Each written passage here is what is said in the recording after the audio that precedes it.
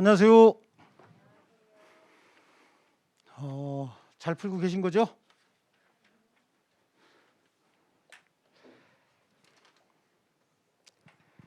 자, 우리 어디 할 차례입니까? 오늘은 154페이지죠? 아니에요?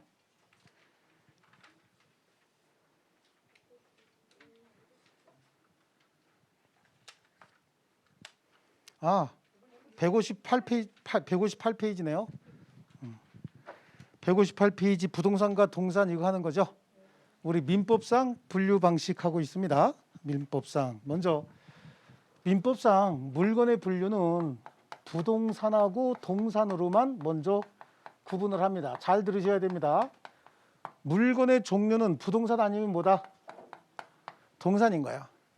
이 부동산이나 동산이 상호간에 어떻게 상호작용하느냐에 따라서 이 부동산이나 동산이 주물이 될 수 있고 주된 역할을 하는 물건이란 뜻입니다. 이 주된 역할에 효용을 도와주는 물건으로서 종물이 될 수도 있어요. 그 다음에 이 부동산이나 동산이 어떤 이익을 창출해내는 원본이 된다. 그걸 원물이라고 얘기를 해요. 그러니까 예를 들면 우리가 친구한테 돈을 빌려줬어요. 돈을 빌려줬고 그 빌려준 대가로 이자를 받는다. 그럼 이익을 창출해내는 원본은 빌려준 원본 채권이죠. 거기서 발생하는 이자는요. 거기서 파생돼 나오는 이익이잖아요. 그렇죠? 이것도 구분이 되죠. 그래서 그걸 원물이라고 얘기하고 이자 받는 거 있죠. 그걸 과실이라고 얘기를 합니다.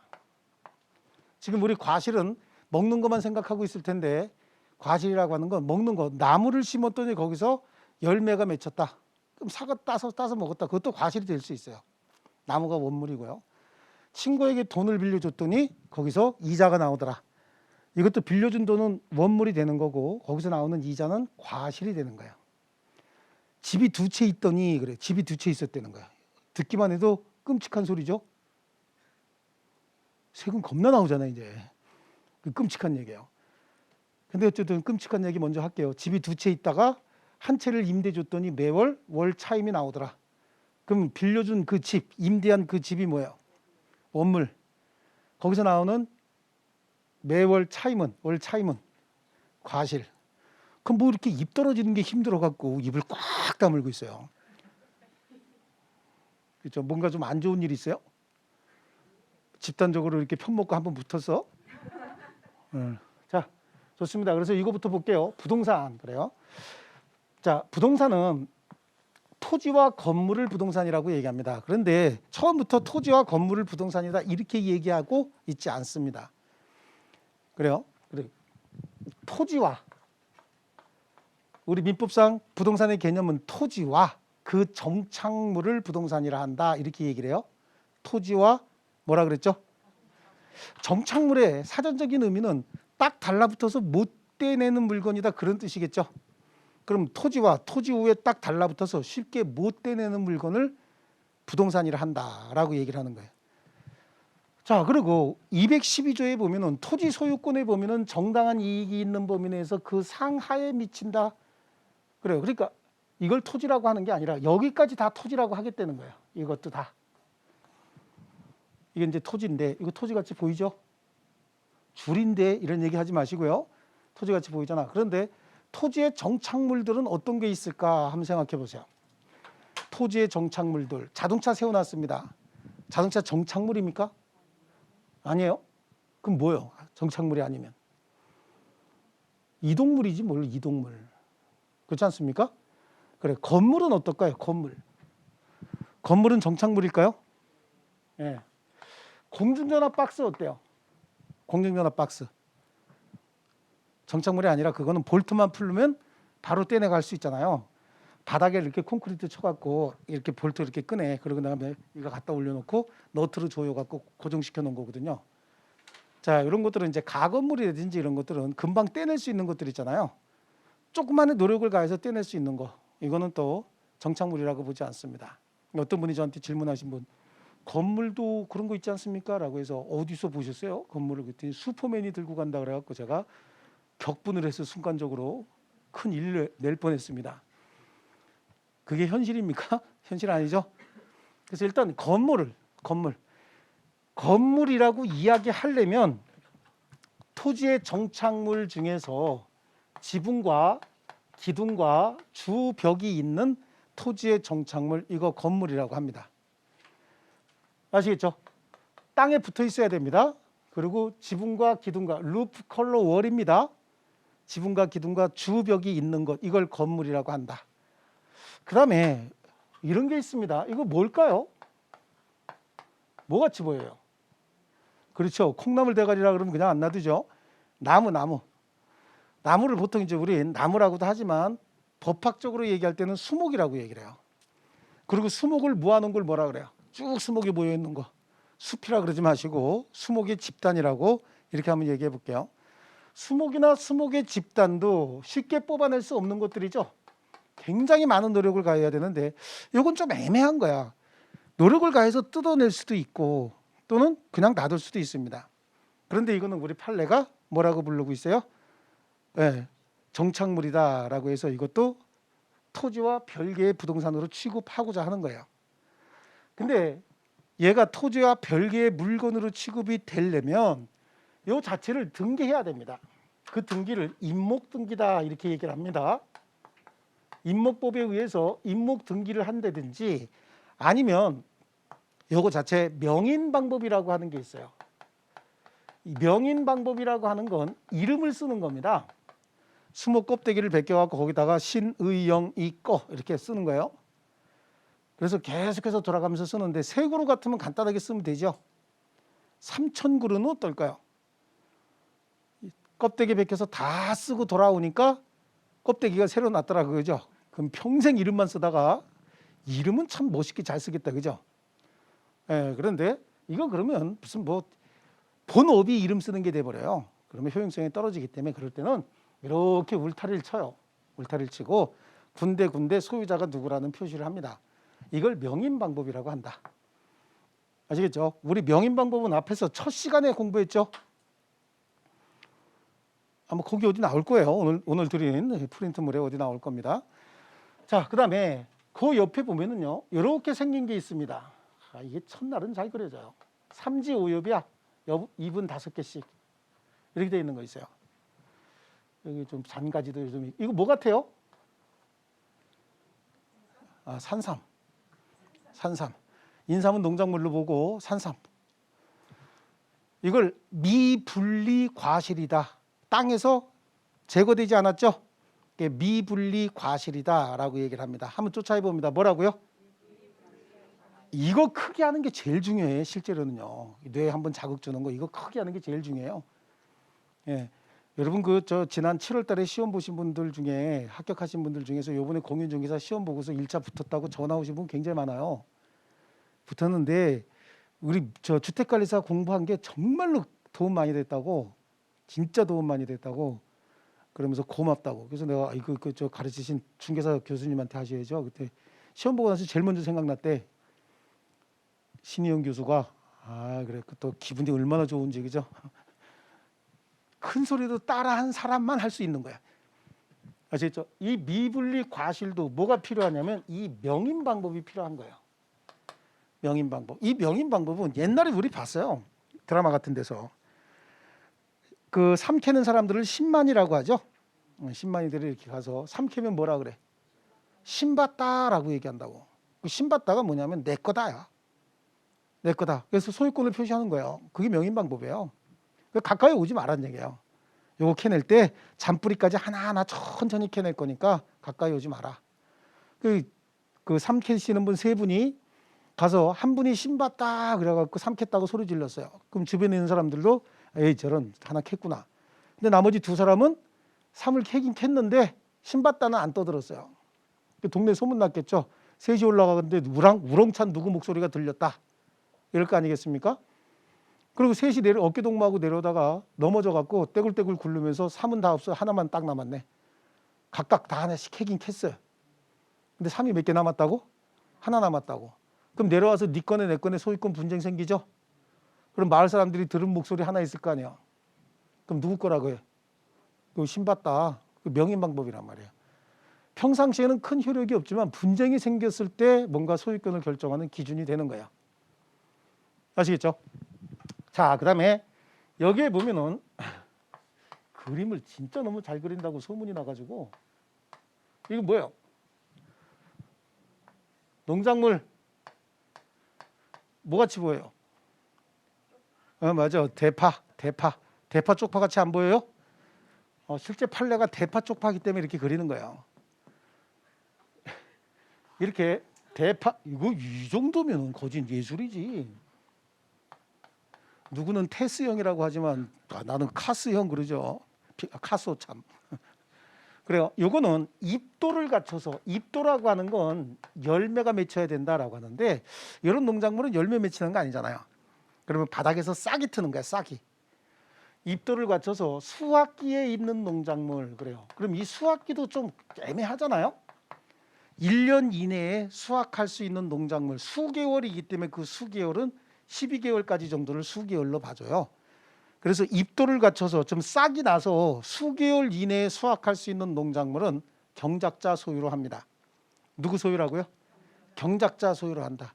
그때 그 경작자가 그 땅에 대한 소유권 내지는 기타 사용권이 없어도 무조건 경작자 소유로 합니다.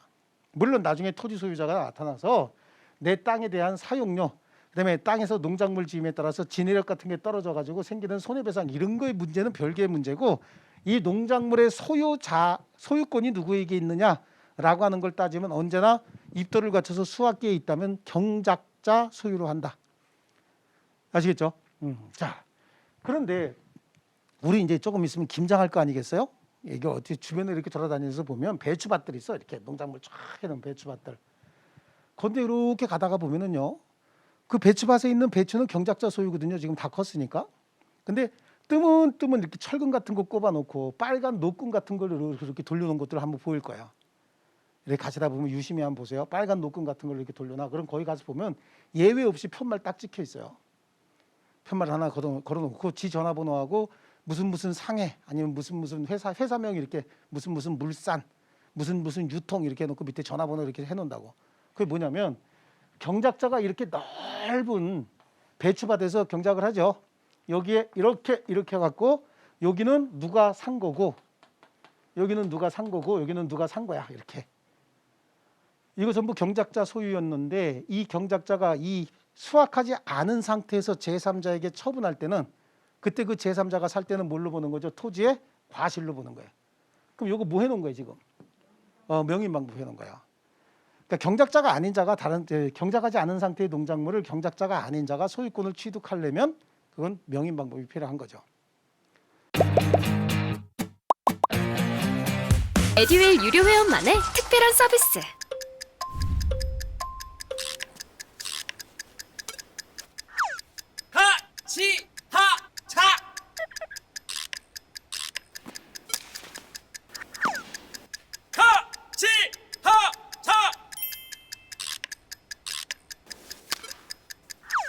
정답! 같이 하자 친구야 에듀윌 유료 회원!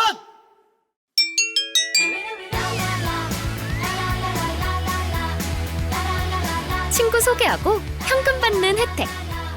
오직 에듀윌 유료 회원에게만. 에듀윌.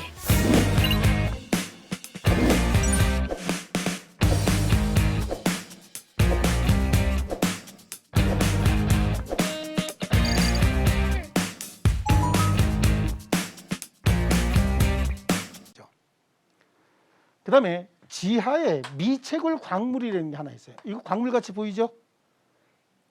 뭐라고 불렀다고 내가 금방? 미채굴 광물.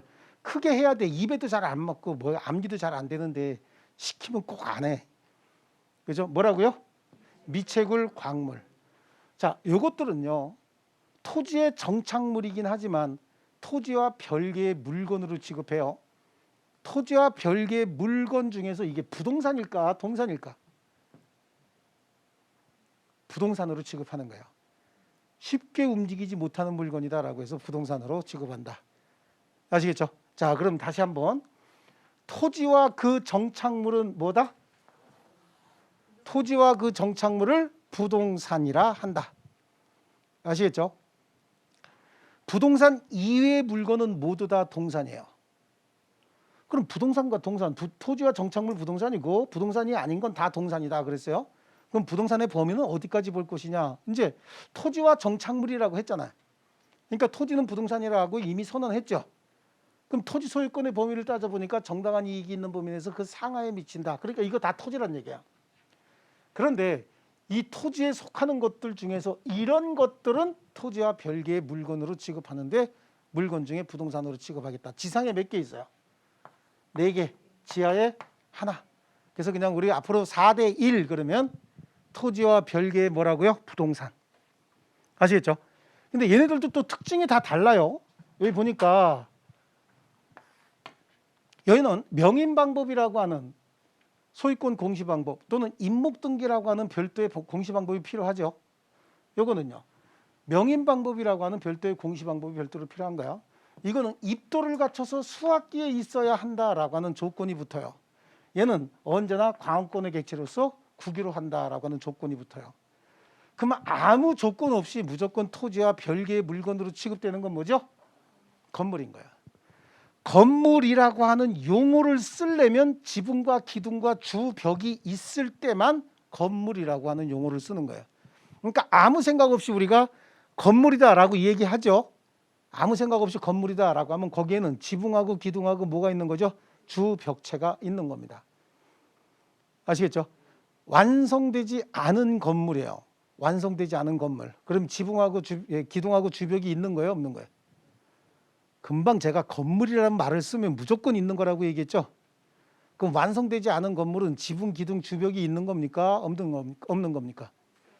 예, 있는 거예요. 지금 계속해서 그냥 안 놔두는 수가 있어요. 건물이라고 하는 말을 쓰면 무조건 완성이 됐든 완성이 안 됐든 관계없다니까요. 건물이라고 하는 말을 쓰려면 뭐가 붙어 있다고요? 지붕과 기둥과 주벽이 있는 거야.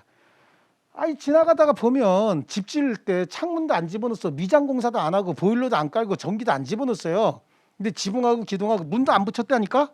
지붕하고 기둥하고 주벽이 있으면 그거 건물이야 아니야? 건물이야. 그거 완성됐나요? 아직 창문도 안 붙였다네. 문도 안 붙이고. 하지만 지붕하고 기둥하고 주벽이 있으면 그거는 건물이지. 그 대신 미완성 상태 건물이죠. 예, 그렇게 부르는 겁니다. 아시겠죠? 이 개념 좀 정리하시고요. 그래서 이렇게 4대 1 요거만 부동산으로 하고 나머지는 다 동산이에요. 그럼 이 수목이에요. 수목이 명인 방법도 없고 임목등기도 되지 않았어요. 그런 수목들 있죠? 그럼 그 수목은 토지와 별개의 물건입니까? 아닙니까? 아닙니다. 그럼 그걸 뭐라고 불러요? 토지의 일부라고 보는 거예요. 아시겠죠? 토지의 일부. 토지입니다. 토지. 그 중에서 수목 그냥 그러는 거예요. 제가 별개의 물건이 되려면 뭐가 필요하다 그랬죠? 임목등기나 명인 방법이 필요하다. 그렇죠? 자, 지워 이제.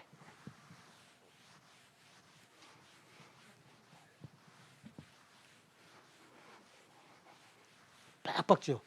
흔적도 안 보이게. 자, 다시 이제 부동산 한번 정의해 볼게요. 부동산은 토지와 그 정착물을 부동산이라 했죠. 부동산 이외의 물건은 다 동산이에요. 그럼 토지와 정착물이 부동산이라고 했는데 그러니까 토지는 부동산이네요. 그렇죠? 예. 언제나 토지와 별개의 부동산으로 취급되는 거 몇 개 있어요. 언제나 토지와 별개의 부동산으로 취급되는 거. 예? 몇 개냐 그랬지 내가 뭐냐고 물어봤어요. 몇 개 있어요? 하나. 언제나 토지와 별개의 부동산으로 취급되는 건 뭐다? 하나. 뭐요? 건물. 수목이 집단은 임목등기나 또는 명인방법이 필요하죠. 미분류 과실도 뭐가 있어야 되는 거예요? 명인방법이 있어야 되는 거예요. 농작물은 입도를 갖춰서 수확기에 있어야 되죠. 미채굴 광물도 광업권의 객체가 돼야만 토지와 별개의 물건으로 취급되는 거예요. 아시겠죠? 국가로부터 광업권 허가를 받아야 되는 거예요. 그럼 토지 소유자가 광업권 허가까지 가지고 있어서 광물의 채굴권을 가지고 있다가 토지 소유권을 팔았다고. 그러면 광물 채굴권은 팔린 거야, 안 팔린 거야? 안 팔린 거라고. 토지와 별개의 물건이기 때문에. 아시겠죠? 임목등기를 갖춘 수목의 소유자가 토지를 팔았습니다. 그러면 수목의 소유권은 팔린 겁니까? 안 팔린 겁니까? 안 팔린 거예요. 자, 미등기 무허가 건물을 가지고 있던 자가 토지를 팔았습니다. 미등기 무허가 건물의 소유권은 넘어간 겁니까? 안 넘어간 겁니까? 안 넘어간 거죠. 미등기 무허가인데요. 건물이니까 토지와 언제나 별개의 부동산이야. 등기가 됐든 안 됐든. 그 언제나의 의미가 그거예요. 완성이 됐든 안 됐든 등기가 됐든 안 됐든 토지와 별개의 물건이기 때문에 항상 별개로 팔아야 되는 거예요. 거래 행위가. 이해되셨습니까? 자, 그래서 지상에 몇 개? 4개. 지하에 하나. 앞으로 우리는 뭐라고 얘기해? 4대 1. 뭐라고요? 4대 1. 이 토지와 별개의 물건이고 나머지는 다 동산입니다. 이 동산 중에서 우리가 조금 신경 써야 될 게 금전이야. 금전. 여러분이 가지고 있는 돈 있죠? 돈이 이게 동산이야. 동산인데 특수동산이에요. 이 특수동산은 뭘 얘기하냐면 언제나 소유와 점유가 일치하는 거예요. 부동산과 동산의 가장 큰 차이는 소유권을 공시하는 방법이 부동산은 보통 등기 아니면 명인 방법 이런 걸로 또는 인도 이런 걸로 항상 그 부동산은 공시 방법으로 할 수 있어요. 부동산의 공시 방법은 등기 대부분 아니면 명인 방법. 아주 경우에 따라서는 이제 인도라고 하는 것도 있는데 그것까지는 우리 시험범위 아니니까 치워버리고 그 대신 동산은 소유권을 공시하는 방법이 점유예요. 점유. 그러면 입은 물건을 내가 소유권을 취득하려면 내가 점유해야죠. 점유하는데 팔 꺾고 손가락 제끼면서 빼서 하면 절도 강도죠. 그래, 그럼 저분이 나한테 어떻게 해줘야 돼요? 인도해 줘야 된단 말이에요. 내가 점유하려면. 정상적으로 합법하게 점유한다는 얘기는 상대방으로부터 뭘 받아야 되는 거죠? 인도를 받아야 되는 거예요. 근데 소유자가 없는 동산은요. 소유자가 없는 동산은 그걸 무주물이라고 얘기해. 무주의 동산. 무주의 동산은 어떻게 합니까? 선점합니다. 소유의 의사로 선점. 이게 뭐야? 내 거 그러고 줄치는 거야. 이렇게 울타리. 아시겠죠? 이걸 무주물 선점이다. 이렇게 얘기합니다. 이해하셨습니까? 눈 크게 뜨셔야 돼. 눈 개심치라하게 이렇게 자꾸 내리 깔고 그러면 안 돼요. 마스크 쓰고 있다고 모르는 거 아니야. 내가 다 알아. 그죠? 그리고 눈 그렇게 뜨면 어떡하게 뜨는 거야 지금 나한테. 수업 시간에. 눈 크게 뜨세요. 크게. 이렇게 하지 마시고. 자, 우리 책으로 갑니다. 99조. 토지와 그 정착물은 부동산이고 부동산 이외의 물건은 모두 다 동산이다. 아시겠죠? 특수동산으로 금전 조금 이따 얘기할 거예요. 예. 자, 먼저 토지 한번 볼게요. 토지는 1번 출치입니다. 토지 소유권은 정당한 이익이 있는 범위 내에서 그 토지 상하에 미친다. 2번은 참고야. 부착물이라도 무슨 뭐 가식 중인 수목이나 판잣집 뭐 이거 금방 뜯어내는 것들 있죠. 완고한 정착물이 아니면 이거 부동산 아닙니다. 그러면 3번에 토지 지하의 암석, 토사, 지하수, 온천수 얘네들은 토지와 별개의 물건이에요? 아니에요? 될 수가 없죠. 토지와 별개의 물건이 몇 개나 있을까요? 지상에 4개, 지하에 하나. 나 참 이거. 지상에 4개, 지하에 하나. 이것만 토지와 별개의 물건이면 나머지는 무조건 토지와 별개의 물건 아니에요. 그럼 나머지는 다 뭡니까? 토지의 구성 부분입니다. 아시겠죠? 자, 그래서 3번도 토지, 암석, 토사, 지하수, 온천수, 토지의 구성 부분이죠. 수목은요. 수목은 임목 등기가 됐느냐 안 됐느냐, 명인 방법이 됐느냐 안 됐느냐에 따라 달라요. 자, 그다음에 도로는 사인 소유의 객체가 될 수는 있고 저당권의 객체가 될 수도 있다라고 하는데요. 자, 이거 보세요. 제가 집을 지으려고 이렇게 보니까 제 땅이 좀 도로에서 떨어져 있네요. 그래서 이만큼 땅을 사가지고 그걸 내가 그냥 내 개인적으로 이렇게 쓰고 있었어요. 쓰고 있었더니 주변 사람들이 이렇게 썼다고. 주변 사람들이 같이 쓰고 그게 오랜 기간 동안 지속이 됐다. 그럼 그걸 관습상 도로라고 얘기해요. 이 관습상 도로도 내 마음대로 폐도하게 되면은 주변 사람들에게 도로 사용 이익이 생기고 난 다음에 내 마음대로 폐도하게 되면 그건 단순 소송 대상이고 손해배상 대상이에요. 그런데 내가 이렇게 쓰려고 그 도로를 관리청에 가서 도로로 지정해 달라고 하죠. 내가 도로로 지정해 달라고 해서 관리청에서 도로로 지정하잖아요. 지정하게 되면 그거는 사도이긴 하지만 이건 이제 점유 또는 관리가 도로관리청으로 넘어가는 거예요. 그럼 그 도로 포장 누가 해요? 개인 사도지만 도로 포장 관리청에서 합니다. 개인적으로 해도 되지만 개인 땅이니까 저당권 같은 거 설정할 수 있겠죠. 담보 설정할 수는 있어요. 하지만 폐도는 못하는 거야. 자기 마음대로. 관리청에 얼른 넘어갔다고요? 네, 그렇지. 점유권이 어디로 넘어갔다고? 관리청으로. 점유권이 넘어갔다는 얘기는 점유관리를 관리청에서 한다 그런 얘기입니다. 그래서 함부로 폐도 못하는 거예요. 그래서 도로는 4인 소유의 객체가 될 수 있지만 그리고 저당권의 객체도 될 수는 있습니다. 자, 그다음에 뭐 그런 정도 보시면 충분합니다. 나머지 그냥 참고적으로 읽어보시는 정도를 하고 시간 없으면 안 읽어도 시험과는 크게 관련 없을 거예요. 그다음에 토지의 정착물입니다. 토지의 정착물은 토지에 고정적으로 부착돼서 용이하게 이동될 수 없는 물건을 이야기한다. 그래서 고정된 상태로 사용하는 것이 거래상 성질로 인정되는 것, 이걸 정착물이라고 이야기합니다. 자, 그러면 다시 한번 고개 들어볼게요. 머릿속으로 생각 많이 하셔야 됩니다. 자, 우리가 땅속에 암석이 기가 막히게 생긴 암석이 수석이라고 보통 하죠. 암석을 하나 발견했네요. 기가 막히게 생겼어요. 그건 토지 안에서 발견한 암석은 토지와 별개의 물건입니까? 아닙니까? 암석, 돌. 그걸 뭘 생각을 해. 4대 1만 생각하면 된다니까. 이 개념이 머리에 잡혀야 되는 거예요. 땅 속에서 정말로 질 좋은 유황 온천이 발견됐어요. 그 유황 온천은 누구 소유가 되죠? 발견 사람 한 사람 소유인가요? 아니면 토지 소유자 소유인가요? 그래, 토지 소유자 소유인 거야. 아시겠죠? 토지의 일부인 거예요. 아시겠습니까? 땅 속에 혹시 독립된 물건으로서 동산 같은 게 오래된 불상 같은 거 있죠? 이게 땅 속에 묻혀 있다가 꺼냈다. 금 같은 거, 금괴 같은 거 땅 속에 묻혀 있다가 꺼냈다. 그래도 그거는 누구 소유가 되는 거야? 토지 소유자가 소유가 되는데 발견자와 소유자가 다르면 발견자와 소유자가 반씩 소유권을 갖게 되는 거야. 에듀윌 유료회원으로 가입을 했더니 친구 추천 이벤트가 있더라고요. 그래서 주변에 아는 사람들한테 추천을 다 해줬어요. 근데 친구들이 결제할 때마다 10만 원씩 받았거든요. 그래서 한 지금까지 받은 게 200만 원 가까이 되는 것 같아요.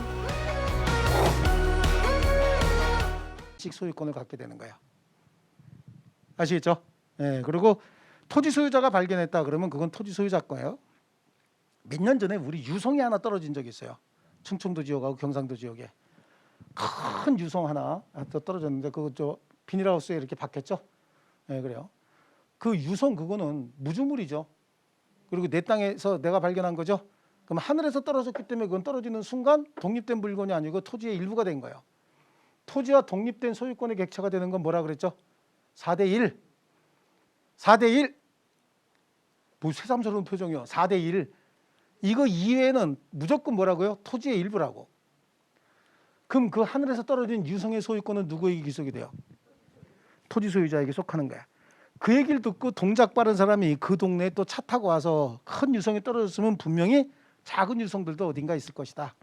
그래서 돌아다니다가 그 유성을 발견했네요.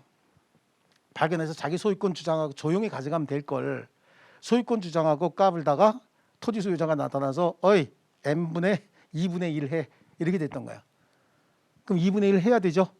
네, 토지 소유자 땅에 함부로 들어간 것도 잘못하면 형사처벌돼요. 네, 근데 거기서 발견된 물건은 발견자와 소유자가 반씩 소유하게 되는 겁니다.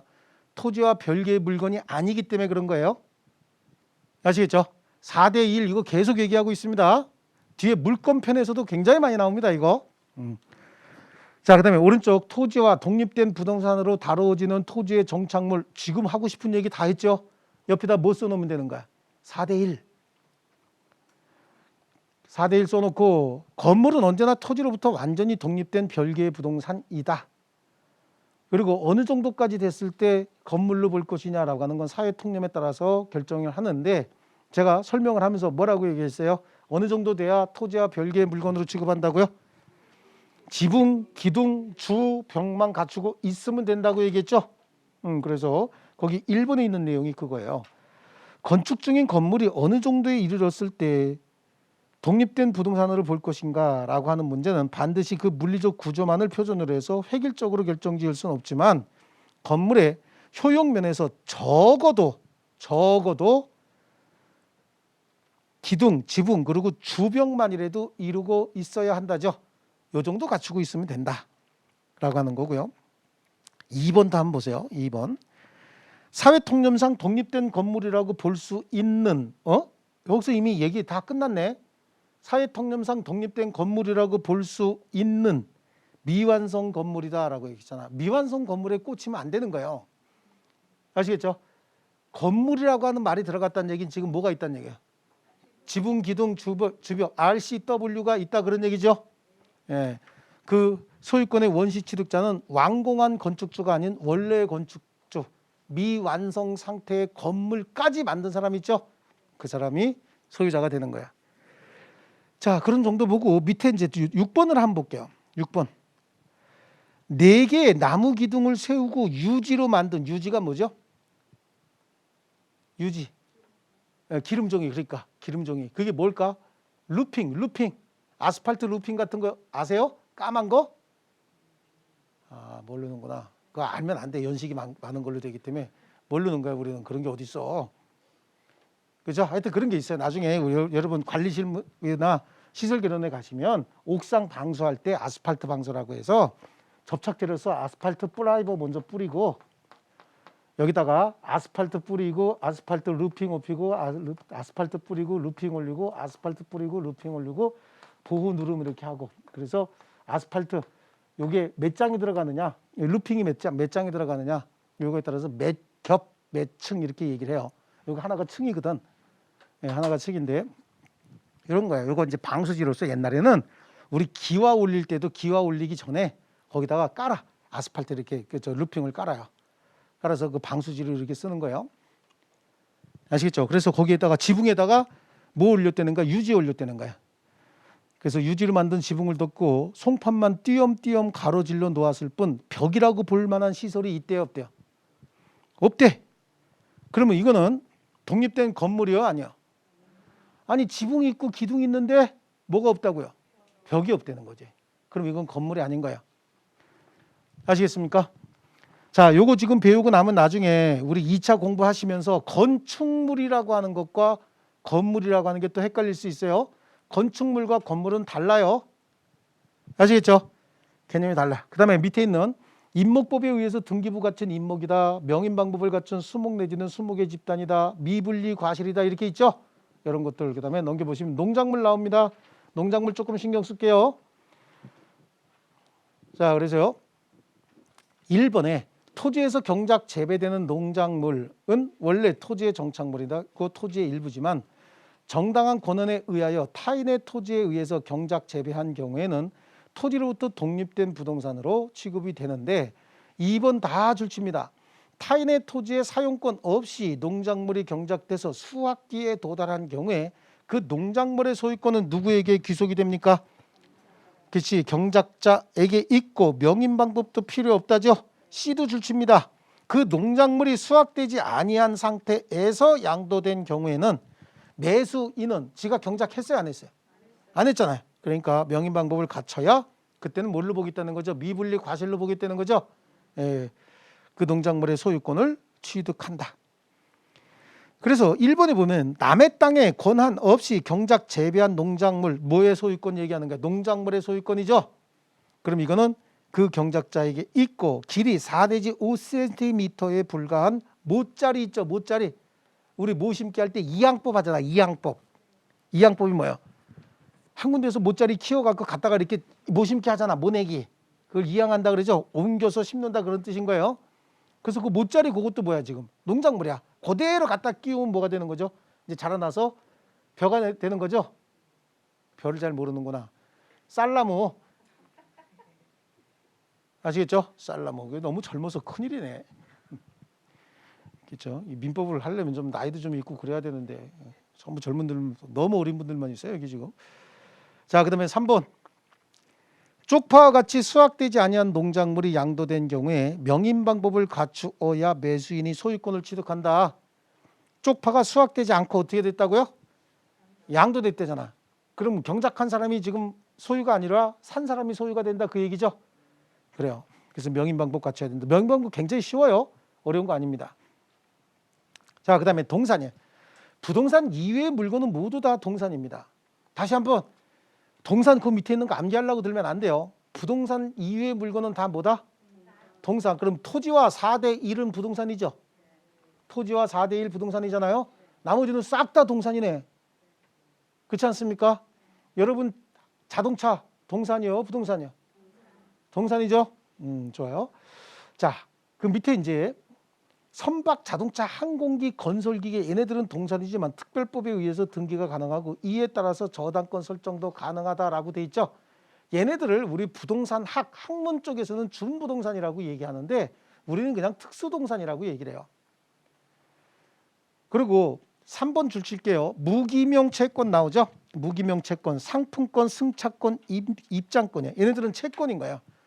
먼저 채권이라고 하는 건 채권자가 채무자에게 일정한 급부를 요구할 수 있는 권리를 채권이라고 하잖아요. 채권자가 채무자에게 일정한 급부를 요구할 수 있는 권리를 채권이라고 한다 그랬죠.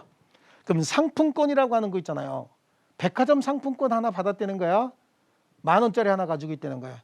그럼 우리가 이 상품권 가지고 백화점에 가서 10,000원 상당의 물건을 주시오라고 해서 고르면 줘야 되죠. 그러니까 상품권 채권이란 말이에요. 근데 상품권을 내가 사서 누구에게 줄 때 뒤에다가 이름 써서 줍니까? 신의영이 드립니다 이렇게? 그 기분 나빠서 안 받죠? 뭔가 괜히 뇌물 같은 느낌 들지 않아요? 그걸 무기명 채권이라고 하는 거야. 승차권 있죠? 승차권. KTX 승차권 하다가 서울에서 부산까지 가는 걸 끊었다. 그럼 그 승차권 가져가서 내가 원하는 시간에 내가 원하는 장소까지 데려다 주시오라고 KTX에다가 요구할 수 있는 채권인 거야. 승차권을 꼭 내가 끊어야 됩니까? 우리 집에 계신 그분이 끊어서 나한테 줘도 됩니까? 그분이 끊어서 줘도 되는 거고 100% 그렇게 하고 있습니다. 어디 2만 원 넘는 걸 네가 끊어 이렇게 되죠. 예. 자, 그다음에 입장권 있죠. 영화 보러 갔네. 영화 보러. 그럼 영화 보러 가면 그 무슨 영화 입장권 있잖아요. 이것도 지정된 시간에 내가 원하는 그 영화물, 그 상영물을 지정된 시간에 나에게 관람하게 해 주시오라고 요구할 수 있는 그런 권리인 거예요. 관람권 또 입장권 무슨 공원 같은 데 입장권도 마찬가지죠. 그러니까 이거는 뭐예요? 전부 동산인 거야. 무기명 채권인 거야. 전에 이걸 동산으로 봤어요. 그래서 전부 뭘로 본다? 무기명 채권으로 본다. 그래서 그거 3번 좀 잘 체크하시고 특수동산 중에 금전 있죠? 금전 내지 화폐.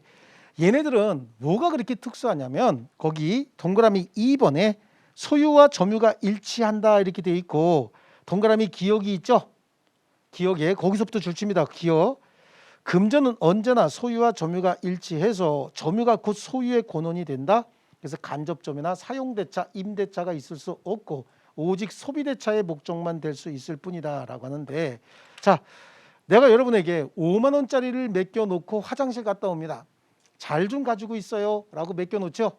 드린 거야? 잘 좀 들고 있으라 그런 거예요.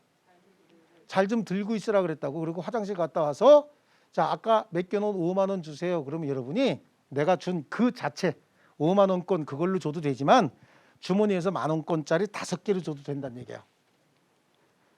금전은 언제나 점유자가 소유자예요. 그래서 제가 점유하고 있다가 여러분에게 맡겨놓고 화장실 갔다 오죠. 그러면 맡기는 순간 여러분 소유가 된 거야. 그럼 여러분은 나에게 그 5만 원짜리 줘야 될 의무가 아니라 5만 원이라고 하는 5만 원 상당의 금전을 주면 되는 거야. 그러니까 10,000원짜리 5개 주면 되죠. 5,000원짜리 10개 주면 돼요, 안 돼요? 되는 거지. 1,000원짜리 50개는 그 욕하면 못 배운 사람이 된다니까. 그렇죠? 왜 욕을 하는 거야? 나는 그 사람에게 줘야 될 게 여러분이 나에게 줘야 될 걸 5만 원이라고 하는 가치의 금전을 지급하면 되는 거죠. 심하게 얘기하면 100원짜리를 500개 주면 안 되냐고. 한 게 없어요. 근데 그걸 우리가 당연스럽게 받아들여야 되는데 당연스럽게 받아들이지 못한다는 얘기죠. 그렇죠? 하여튼 줄 수 있어요. 기회만 노리고 있어야지. 그러니까 집에서 동전 잘 모아놨다가 동전 함부로 버리는 게 아니라 동전 잘 모아놨다가 누구에게 주려고 할 때 동전을 어디다 쓸까가 아니라 누구에게 변제할 때 들고 가서 변제하는 거예요. 그걸로. 예. 제 지금 책상에 가면 10원짜리 막 이만큼 있어요. 제가 동네에서 10원짜리 이렇게 쭉 모아가지고 엄청나게 많아요. 10원짜리 안 쓰니까 애들이 뭐고 내가 다 이렇게 해서 조그만 항아리에다가 집어넣으라 그래. 막 이만큼 있어요. 저는 커피 사러 갈 때 다 그거 갖고 나가요. 받는 사람이 황당해 하더라고. 근데 뭐 그러죠. 10원짜리 1,500원 챙기려면 엄청 많아요. 많기는. 그런데 그것도 예의 있게 나는 그 종이 있죠. 비닐 종이 조그만한 거, 랩 같은 거 이렇게 음식 싸는 거 있잖아. 거기다 이렇게 쫙 담아가지고 딱 개수 씌워가지고 이렇게 갖다 줘요. 얼마나 예의가 있는데 아시겠죠? 예, 그래 금전 이런 거야. 그래서 언제나 소유와 점유가 일치하고 그러다 보니까 사용대차는 뭐냐면 물건을 빌려 쓰는 건데 공짜로 빌려 쓰는 걸 사용대차라고 하고 임대차는 빌려 쓰는 대가로 매월 차임 임대료 내면 그게 임대차거든요. 근데 사용대차나 임대차가 끝나잖아요. 그럼 자기가 쓰던 물건으로 돌려줘야 된다고.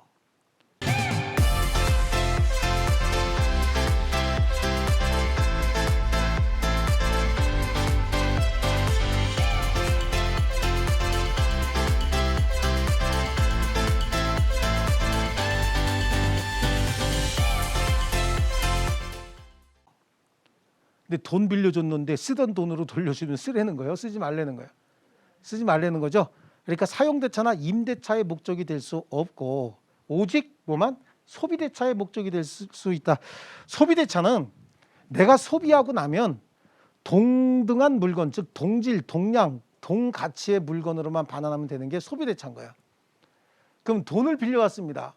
그러면 돈은 빌려온 그 돈으로 줘야 됩니까? 5만 원 빌려왔으면 5만 원의 가치로 반환하면 됩니까? 그렇죠. 그러니까 100원짜리 500개 갖다 줘도 된다는 얘기예요. 그렇지 않습니까? 자, 쌀이죠. 쌀 같은 거는 임대차의 목적이 될까요? 사용대차의 목적이 될까요? 소비대차의 목적이 될까요? 쌀도 소비대차밖에 안 되지. 쌀 왜 빌려왔을까요? 왜 먹으려고? 배고프니까. 원인부터 얘기해야지. 배고프니까 빌려왔죠. 그래서 쌀 먹었는데 그 쌀로 갚아라라고 하면 방법 없어. 가치 변형물로 갖다 주는 수밖에 없죠. 손짓이 좀 이상하긴 하네. 가치 변형물로 갖다 주는 수밖에 없죠. 예, 그러니까 쌀도 빌려왔으면 동종, 동량, 동질의 물건, 동가치의 다른 물건으로 갖다 주면 되는 거예요. 2,000쌀 빌려왔으면 2,000쌀 갖다 주면 되는 거고 김포쌀 빌려왔으면 김포쌀 갖다 주면 되는 겁니다. 아시겠죠? 자, 좋습니다. 그래서 니은에 보면 그 말이 그거예요. 아직 줄 거 아니야. 니은은 금전 채무에 대해서 채권자는 물권적 반환 청구권을 행사할 수 없다. 그 말은 빌려간 그 물건으로 줘라. 빌려간 그 화폐로 줘라 라고 할 수 없다는 겁니다. 아시겠죠? 그러면 이제 A의 출처입니다. A. 타인의 점유에 들어간 금전은 언제나 가액의 반환을 청구할 수 있는 채권적 반환 청구권만 인정이 되는 것이지 물권적 반환 청구권은 그 물건 그대로 달라는 얘기예요. 물권적 반환 청구권으로서 목적물 반환 청구권을 인정할 수는 없다. 자, 그다음에 3번으로 갑니다. 채무 불이행상의 특칙이 있다라고 하는데요. 자, 금전 채무는 그 특수성으로 인해서 이거는 다 줄쳐야 됩니다. 기역, 니은, 디귿, 리을 다 시험에 나오는 용어들입니다. 다 줄치셔야 돼요. 금전 채무는 그 특수성으로 인하여 채무 불이행에 있어서 이행 지체만이 문제가 된다. 이행 불능, 불완전 이행은 인정되지 않는다는 얘기예요. 이 말이 뭐냐면 나한테 5만 원 빌려가신 분이 오늘 갚기로 한 돈 5만 원이라는 거예요. 오늘 갚기로 5만 원 했어요. 근데 오늘 돈 5만 원 있어요, 없어요? 없다. 그러면 다음에 드릴게요 라고 얘기를 해야 되죠. 못 줘요. 왜? 돈이 없어요. 그럼 돈은 영원히 없는 거야? 언젠가 또 생기는 거야? 언젠가 또 생기는 거기 때문에 이행지체가 되는 거야. 이행불능이 되려면 이 세상에 모든 금전이 싹 다 없어져야 돼요. 화폐경제가 완전히 붕괴가 돼야 된다. 왜냐하면 금전채무는요. 그 특수성으로 인해서 오늘 원화로 갚기로 했다. 근데 오늘 원화가 없으면 달러라도 갚아야 돼요. 달러가 없으면 엔화라도 갚아야 됩니다. 엔화 없으면 위안, 뭐 자꾸 해야 될까? 안 해도 되겠죠? 어느 나라 돈이든지 동등한 가치가 있는 금전이 있으면 그걸로 갚을 수도 있는 거예요. 그래서 금전 채권을 금종채권이라고도 얘기해요.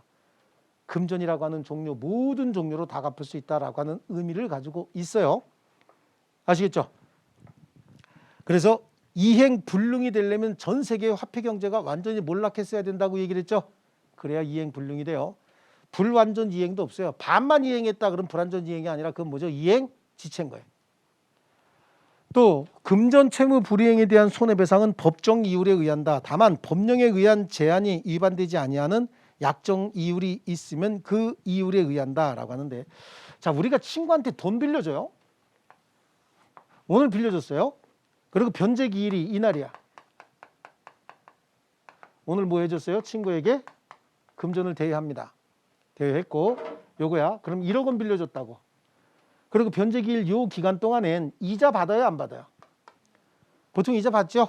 예, 이자 받는데 우리가 여기까지는 이자를 정해 놓는데 변제기 이후의 이자에 관해서 특별히 정해 놓지 않고 있습니다. 근데 여기 이자를 7% 받기로 했다. 연 7%. 근데 변제기 이후에 이자 약정이 없었다라고 하면 변제기 이후에도 요 약정 이자가 있으면 이 정도 이자는 받을 수 있다는 거예요. 근데 정말로 바보들은 돈 빌려주면서 이자 약정도 안 한다고. 아예 이자 약정도 안 하면 그러면 변제기 이후에 금전 채무 불이행에 대한 손해배상이 뭐죠? 지연이자 얘기하는 거거든. 여기서 또 지연이자잖아요. 여기에도 법정이자로서 몇 퍼센트 받을 수 있어요? 5%는 받을 수 있다는 얘기야. 자, 다시 한번 요거 약정이자고 여기는 지연이자거든요. 지연이자인데 돈 빌려주면서 이자에 대한 약정이 있었는데 그 변제기일에 채무를 변제하지 않아서 지연 손해로서 지연이자 금전 채무 불이행에 대한 손해배상이거든요. 지연이자에 문제가 발생을 하면 지연이자는 약정이자가 있으면 그 약정이자. 근데 약정이자가 너무 세면 이건 안 돼요. 이자제한법에 20% 미만이라야 됩니다. 그리고 약정이자가 없다. 그래도 지연이자는 몇 퍼센트 받을 수 있다고요? 5%. 이게 법정이자인 거야. 아시겠습니까? 그 다음에 금전 채무 불이행에 대해서 채권자는 손해의 존재와 그 금액을 증명하지 않아도 된다. 자, 여러분이 나한테 이 펜을 빌려갔다라고 가정해 볼게요. 이 펜을 빌려가갖고 나한테 펜을 갖다 줘야 되는데 빨간색하고 파란색하고 양쪽에 있는 이 펜을 갚아야 되는데 껍데기만 파란색이고 실제는 까만 흑심을 가져왔다는 거예요. 흑심? 좀 이상하다, 그죠? 까만 흑연으로 된 연필을 갖고 왔어요. 그럼 채무 이행한 겁니까? 안 한 겁니까? 채무 이행 못한 거죠? 그럼 제가 이거 어쨌어요? 그랬더니 망가뜨릴 때는 거 부러뜨릴 때요. 그럼 이거에 대해서 내가 손해산정해야 되죠? 이거 원래 길이는 이만한 거고 이거 빨간색 더 많이 썼네. 원래 균형이 맞는 건데요. 자, 그러면 현재 최초에 내가 취득했던 가치하고 사용가치, 잔존가치 따져서 손해배상 청구해야 되죠? 이거 살 때는 15,000원 주고 샀어요. 근데 사용한 게 지금 한 70% 사용했는데 균형 있게 사용한 것도 아니고 한쪽만 더 좀 많이 썼다. 그럼 이런 게 다 감가의 어떤 원인이 되잖아요. 그래서 최초 살 때는 15,000원에 샀지만 현재 가치는 5,000원밖에 안 된다라고 하는 거 입증해야 되거든. 그렇죠? 예, 금전 이거 얼마짜리냐라고 하는 거 먼저 입증하고, 그죠? 그다음에 현재 잔존 가치가 얼마다라고 하는 거 입증해야 되는 거예요. 예, 처음에 내가 얼마 주고 샀다 그래서 15,000원 주고 샀는데 현재 잔존 가치는 5,000원밖에 안 된다라고 하는 거 입증해서 5,000원 손해배상 하시오라고 해야 되겠죠. 그런데 이게 물건이 아니고 내가 여러분한테 빌려준 게 15,000원이야. 15,000원 빌려줬는데 안 갚았어. 그럼 나한테 생긴 채무 불이행이 지금 얼마예요? 15,000원. 생긴 손해 15,000원이죠. 나한테 생긴 손해가. 이거 뭐 어려운 거야. 이거 다시. 물건은 감가상각이 있지만 금전은 그런 거 없잖아요. 원래 감가상각의 기준도 15,000원이다라고 하면 그게 금전 갖고 따지는 거 아니냐고. 그렇죠? 그러니까 금전 채무 불이행이 있었다. 얼마짜리? 15,000원짜리. 그럼 나한테 생긴 손해가 얼마죠? 15,000원이야. 거기다가 이자 약정했으면 이자 약정대로 이자가 붙는 거고 이자 약정 없으면 법정 이자라도 붙는 거 아닙니까? 그렇죠? 1년 동안 안 갚았다. 근데 이자는 약정한 게 없었다. 그럼 얼마요? 5%.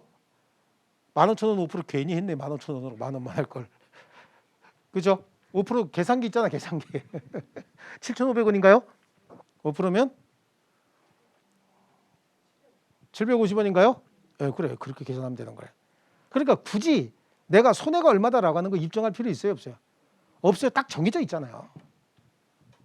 그렇죠? 예. 그래서 금전 채무 불이행에 대해서 채권자는 손해의 존재와 금액을 증명하지 않아도 된다. 그다음에 채무자 무과실의 항변이 금지가 된다라고 하는 거. 아 이거야 내가 너한테 주려고 자동이체 시켜놓은 은행 예금이 있어요. 은행 예금 자동이체 시켜놓고 정해진 날에 자동이체가 돼야 되거든. 근데 안 들어왔다고. 가서 보니까 어떤 사람이 잘못 알고 이 통장을 압류해버린 거예요. 이 채무자가 A고 채권자가 B인데 채권자는 돈 받았어요 안 받았어요? 못 받았죠? 근데 이 사람이 압류했다면서 그러니까 돈이 안 나갔다면서요. 그럼 이 사람이 여기 가서 어떻게 돼? 압류 풀어달라고 해야 되죠. 압류 풀었다? 그러다 보니까 한 일주일 지났다? 그러면 A가 와서 얘가요 압류하는 바람에 제가 못 드렸거든요. 그러니까 이자는 여기서 가서 받으시죠 라고 할 수 없다는 거야. 이 사람 잘못한 거 없잖아요. 아 얘가 잘못 압류했다니까. 이 사람 잘못한 거 없죠. 그래도 지연이자 줘야 된다고. 그만큼 손해에 대해서 별도의 손해배상을 여기다가 청구하더라도 나한테 과실이 없으니까 지연이자 못 줍니다. 이렇게 무과실에 항변할 수 없다는 얘기입니다. 아시겠습니까? 그 밑에 동산과 부동산 구별 이렇게 나오죠. 자, 토지와 정착물 부동산이고 부동산 이외의 물건은 다 동산이라고 얘기를 했습니다. 거기에 물건의 성립 중에서 소유권하고 용익물건이 부동산의 대상이에요. 용익물건. 그래서 부동산의 용익물건 동그라미 쳐놓을게요. 그 다음에 담보물건 중 저당권 유치권, 동산은 담보물건 중 질권 유치권 있죠. 그러면 용익물건을 동그라미 치고 유치권하고 양쪽에 유치권 보이시죠? 양쪽 다 유치권 양쪽 다 동그라미 쳐놓습니다. 됐습니까? 자, 그래서 이런 얘기 하는 거야. 어떤 물건에 용익물건이 설정돼 있다라고 하면 그거 그냥 빨리 해놓고 제 설명 들으세요. 여러분이 뭔가 해결하려고 그러면 해결 안 된다는데 자꾸만 그렇게 하시네. 자, 다시요. 어떤 물건에 용익물건이 설정돼 있다라고 하면 그 물건은 부동산이에요? 동산이에요? 부동산이죠. 맞아요? 네, 부동산이란 말이야. 어떤 물건에 용익물건이 설정돼 있다. 그럼 그 부동산의 용익물건의 종류는 3개야. 지상권, 지역권, 전세권이요. 그럼 어떤 물건에 전세권이 설정돼 있다라고 하면 그 물건은 부동산입니까? 동산입니까? 부동산이죠. 어떤 물건에 유치권이 성립돼 있다. 그럼 그 물건은 부동산이에요? 동산이에요? 둘 다 할 수 있죠. 그거 가지고 부동산인지 동산인지 구별할 수 있어요? 없어요? 어떤 물건에 유치권이 성립돼 있으면 그건 부동산일 수도 있고 동산일 수도 있잖아요. 그러니까 유치권이 성립돼 있다는 사실만 가지고 이게 부동산인지 동산인지 구별할 수 있는 기준이 되지 않습니다. 이걸 우리 시험에서 뭐라고 얘기하냐면 유치권에 있어서는 부동산과 동산의 구별, 실익이 없다 이렇게 얘기한다고. 뭐라 그런다고요? 구별, 실익이 없다라고 하는 거야. 적으라 그랬더니 구별, 실익이 없다 이렇게 이거 아니죠? 구별, 실익. 그러니까 이거는 그 얘기는 뭐냐면 유치권에 있어서는 부동산과 동산의 구별, 실익이 없다는 얘기는 유치권만 가지고는 이게 부동산인지 동산인지 구별할 수 있는 기준이 되지 않는다는 얘기예요. 유치권 가지고는. 아시겠습니까? 그런 정도 보시고 자 넘겨보실게요. 그 23의 기출문제도 한번 보시면요. 23이 어렵다고 하는 거. 자, 물건에 관한 설명 옳지 않은 건데 부동산 일부는 용익 물건의 객체가 될 수 있지요.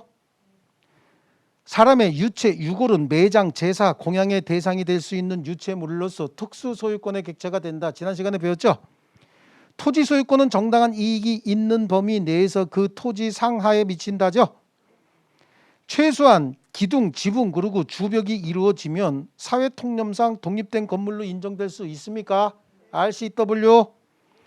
건물의 신축 공사를 도급받은 수급인이 사회 통념상 독립된 건물이라고 볼 수 없는 정착물을 토지에 설치한 상태에서 공사가 중단이 됐다. 그럼 이 정착물은 토지의 종물입니까? 종물이에요?